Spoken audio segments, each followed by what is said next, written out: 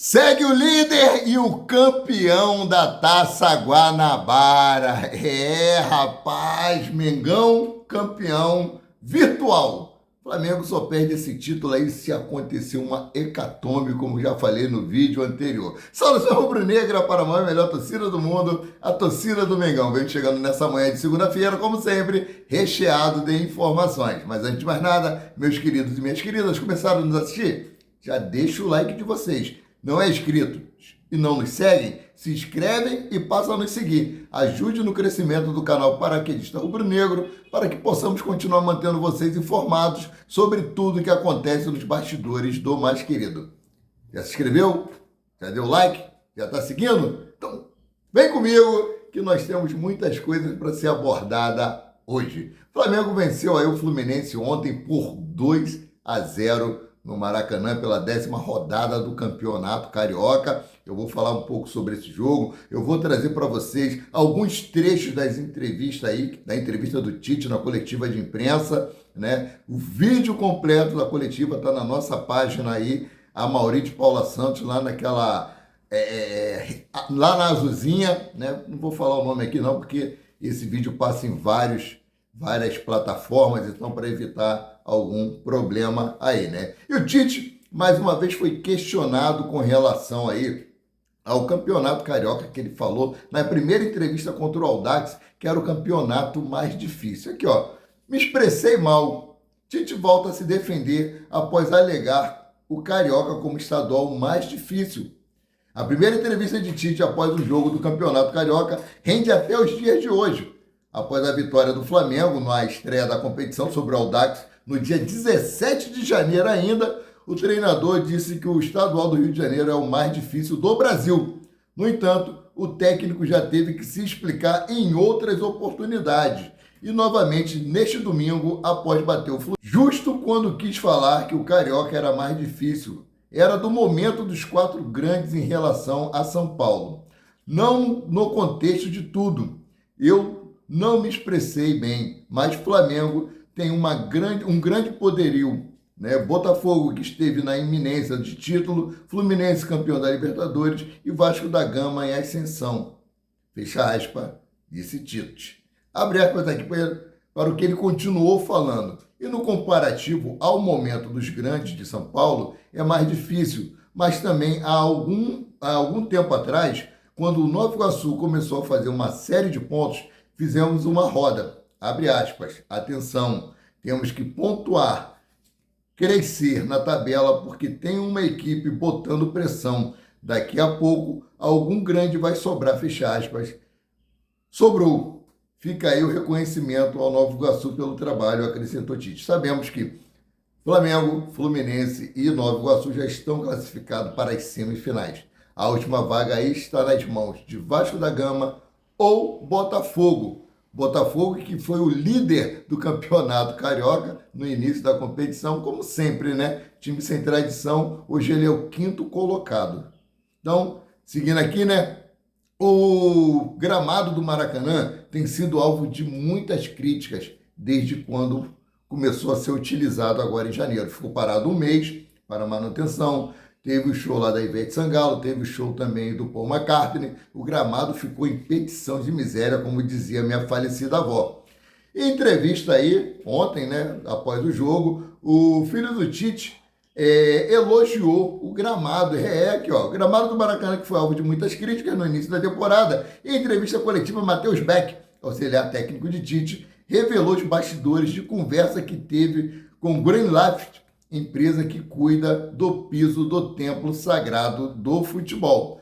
Preste atenção no que ele disse aqui, abre aspas. O gramado hoje está muito bom.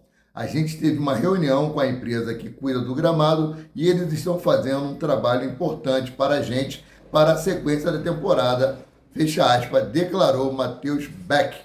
Então é isso aí. O gramado realmente ontem, pela TV, estava muito bom. A parte ainda que está um pouco ruim é a parte onde ficam os goleiros. Tinha ali até uma parte do gramado, parecia que a grama estava queimada. Foi aonde ficou o palco montado, né? Então, realmente o gramado estava péssimo, agora já está um pouco melhor, né? Mudando aqui um pouquinho de assunto, renovação de jogador. O Flamengo renovou o contrato aí de Lucas Furtado, ou Lucão, até dezembro de 2025. O goleiro foi um dos grandes destaques do Flamengo na Copinha desse ano. Ele fez até uma declaração reclamando aí que alguns jogadores foram tirados do Flamengo Sub-20, né, tirado da competição para poder atuar pelo Campeonato Carioca, né, o Flamengo aí que poderia ter conquistado esse título da Copinha, mas o time chegou assim com garotos de 17 anos, 16 anos, jogadores que nunca tinham atuado junto. O Lucão fez esse questionamento, né? Voltando aqui para o jogo de ontem, Marcos Braz foi questionado aí sobre contratações e principalmente sobre Léo Ortiz, né? E Marcos Braz disse que tem o tempo limite, que a janela vai até dia 7 de março, mas o Flamengo tem um limite para isso. Aqui, ó, Marcos Braz sobre a contratação de Léo Ortiz. A data limite é no dia 7 de março. Não é o limite do Flamengo. Aí até quando você pode escrever o jogador. Agora eu acho que se o Flamengo não fechar a questão com o Bragantino ou vice-versa, com calma as coisas vão se ajustando. Ou eles descem o valor um pouquinho, ou o Flamengo aumenta um pouquinho. Vai ajustando para ver se a gente chega a um denominador comum. Fecha aspas, disse aí Marcos Braz a Vitor Bertolucci do Coluna do Fla. Então, como eu falei, o Flamengo já é o campeão virtual do campeonato da Taça Guanabara. Praticamente impossível ele perder esse jogo. E mediante o resultado de ontem, a FERJ alterou a data do próximo jogo do Flamengo. Todos os times da Taça Guanabara ocorreriam no domingo, no mesmo horário, que seria no domingo, dia 3 de março. Né? Mas como o Flamengo já venceu ontem, já é praticamente o campeão, a FERJ mudou o jogo do Flamengo contra o Madureira para sábado, dia 2, às 16 horas, no Maracanã, já para levantar a taça. Para o Flamengo perder essa taça, ele tem que perder para o Madureira e o Fluminense vencer o Botafogo por 10 gols de diferença. Sabemos que na Copa do Mundo aí, né, eu acho que foi de 82, que a Argentina tinha que ganhar do Peru por 6-0, ganhou de 6-0, isso aí o pessoal diz até hoje que o Peru entregou, teve mala branca nesse jogo. Então vamos aqui, ó. A FERJ definiu que o Flamengo entrará em campo para levantar a Taça Guanabara no próximo sábado, dia 2, contra o Madureira, às 16 horas no Maracanã. A escolha da data foi feita somente após o rubro-negro vencer o Fluminense neste domingo por 2-0 pela penúltima rodada. Com o Mengão praticamente garantiu o troféu, não há necessidade para ocorrer simultaneamente com outras partidas. O Flamengo foi a 24 pontos e tem 19 de saldo. Está praticamente inalcançável. Afinal, o Fluminense está em segundo com 21 e com 8 de saldo. Além disso, o Nova Iguaçu também tem 21, porém possui a diferença aí de 4 gols. O jornalista Renan Moura trouxe a informação da data do jogo do Mengão contra o Madureira. Após a rodada de ontem, a tabela do campeonato carioca ficou da seguinte forma: Flamengo é o primeiro com 24 pontos, Fluminense é o segundo com 21, Nova Iguaçu é o terceiro com 21, o Vasco da Gama é o quarto com 19 e o Botafogo é o quinto com 17. A Portuguesa é o sexto com 14, o sétimo é o Boa Vista com 12, o oitavo é o Madureira com 10 pontos, o nono é o Volta Redonda com 9 pontos, o 10º é o Sampaio Corrêa com 7 pontos, o 11º é o Bangu com 5 pontos e o último colocado é o Audax Rio, que ainda não pontuou na competição. Uma pena isso, né? Então, o Flamengo soma aí 2 vitórias e um empate em clássicos disputados na temporada. O Flamengo empatou com o Vasco da Gama, poderia ter ganhado se o Gabigol não tivesse perdido aquele pênalti e também poderia ter perdido se Léo Pereira ou Carolina não tivesse tirado 2 bolas praticamente em cima da linha.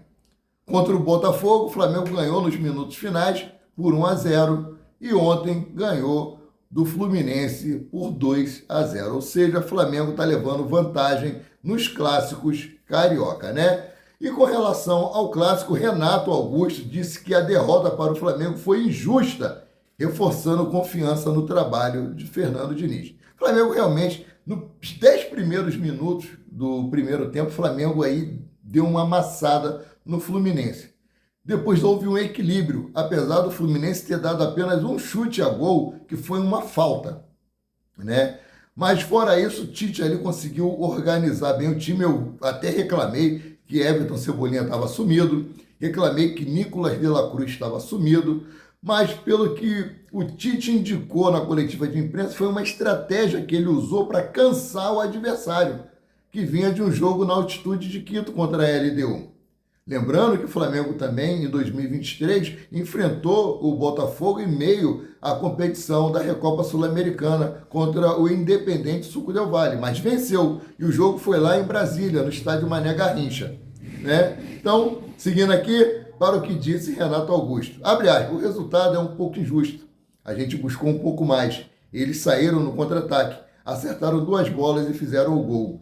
A gente também sabia do desgaste físico que a gente teria no jogo, mas o início de um trabalho. Claro, você chegar para uma decisão vindo de uma derrota num clássico não é bom, mas a gente tem aí a confiança muito grande no trabalho e a gente pode reverter o resultado contra a LDU na quinta-feira e ser campeão, disse Renato Abreu ao GOAT, canal do YouTube. E Fernando Diniz, pelo contrário, elogiou o Flamengo e inocentou a arbitragem. Cara, aquele impedimento ali foi claríssimo, né? Aí eu vi algumas postagens de tricolores, o Varmengo já começou a atuar, o Varmengo está ajudando o Flamengo. Negativo. Tinham 2 jogadores ali do Fluminense completamente na banheira não, na piscina. Na piscina. O técnico Fernando Diniz disse o seguinte, o técnico Fernando Diniz se rendeu à equipe de Tite e disse em coletiva que o Mengão mereceu vencer o clássico. Além disso, Diniz ainda elogiou a arbitragem que acabou anulando um gol do tricolor, mas que realmente merecia ser anulado. Abre aspas aqui. No primeiro tempo, conseguimos fazer uma partida equilibrada pelas condições possíveis. O Flamengo mereceu. Foi uma vitória justa. Acho que a arbitragem hoje foi muito bem. Interferiu pouco no jogo. Preparamos esse time só um dia para jogar, mas era uma partida importante. Precisávamos vencer para ter chance de levar a Taça Guanabara. Fecha aspas, avaliou Fernando Diniz. Parabéns, Fernando Diniz, pela sua análise, pela sua observação, de não ir na modinha de que o VAR ajuda o Flamengo. Realmente houve um impedimento. Bom, antes de trazer aqui a última fala aqui que eu destaquei do Tite na coletiva de imprensa, dá parabéns aí ao Pedro. A esposa dele está grávida e vão vir aí gêmeos. Parabéns, Pedro. Acertou um bolão aí, fez dois.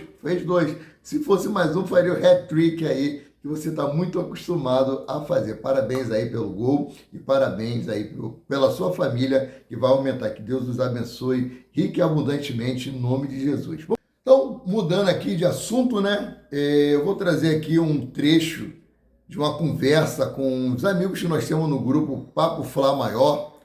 Um colega, ele não acredita ainda no trabalho de Tite, né?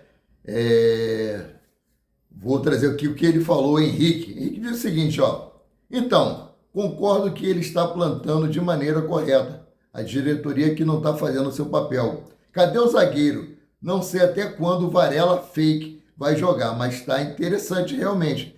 Mas já vimos nessa mesma competição o time sair vaiado por não conseguir de maneira convincente furar a defesa do time pequeno. Varela realmente, contra o Boa Vista, contra o Bangu e ontem, jogou muito bem. Defensivamente, Varela está muito bem, está lutando, está correndo, está brigando. Nós vimos essa mudança com o Rodinei também em 2022.